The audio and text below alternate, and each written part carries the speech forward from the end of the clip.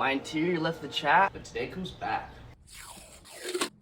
my 88 Celica's interior looked like it had baked in the sun since 1988. So today we're fixing that.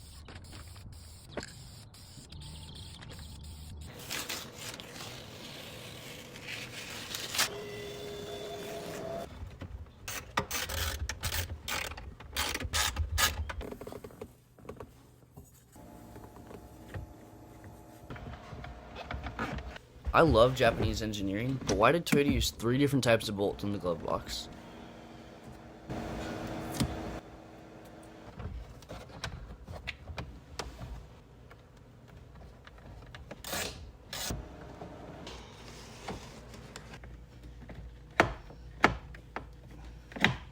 Now it's time for the last part.